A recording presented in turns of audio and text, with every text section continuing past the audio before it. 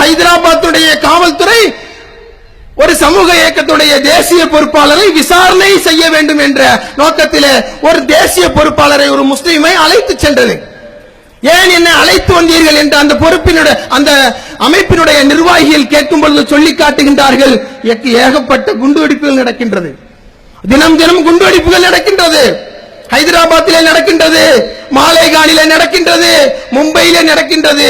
எந்த குண்டை யார் வைத்தார் என்று எங்களுக்கு தெரியவில்லை என்று சொல்லி காட்டுகின்றார்கள். அதனால்தான் உங்களை நாம் பிடித்தோம் என்று இந்த நாட்டிலே இந்த நாட்டு முஸ்லிம்களுக்காக உழைத்துக் கொண்டிருக்கின்ற ஒரு சமூக இயக்கத்தினுடைய தேசிய செயலாளரை பார்த்து சொல்லி காட்டுகின்றார்கள்.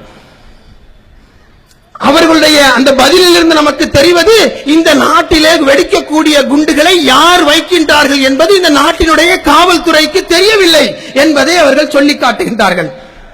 அவர்கள் தெரியவில்லை என்று சொன்னால் உண்மையிலே அது ஆச்சரியமானது ஒரு விஷயம். உண்மையிலே அவர்கள் தெரியவில்லை, அவர்களுக்கு தெரியவில்லை என்றே நாம் வைத்துக் கொள்வோம். இந்த சமூக நீதி மாநாட்டின் வாயிலாக எஸ்டிபிஐ இந்த நாட்டிலே வெடிக்கக்கூடிய மாலேகானுடைய வெடித்த குண்டு, ஹைதராபாத்திலே வெடித்த குண்டு, பெங்களூரிலே வெடித்த குண்டை யார் வைத்தார்கள் என்று சொல்லித் தருகின்றோம்.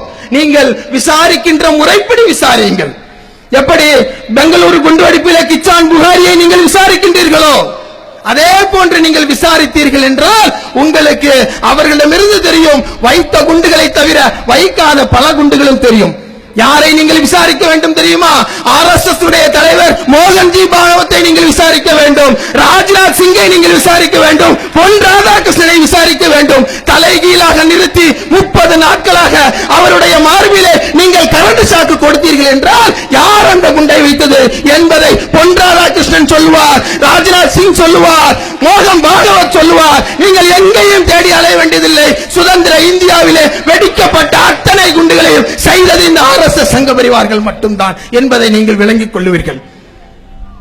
தினம் தினம் சொல்லிக் கொண்டிருக்கின்றோம், குண்டுகளை வைத்தது முஸ்லிம்கள் அல்ல, RSS சங்க பரிவார்கள் என்று சொன்னால் ஒரு RSS காரரை விசாரிப்பதற்கு இந்த நாட்டினுடைய காவல்துறைக்கு தைரியம் இல்லை, திராணி இல்லை என்பதை அவர்கள் ஒவ்வொரு குண்டுவெடிப்பு விசாரணையின் போது நிரூபித்துக் கொண்டிருக்கின்றார்கள்.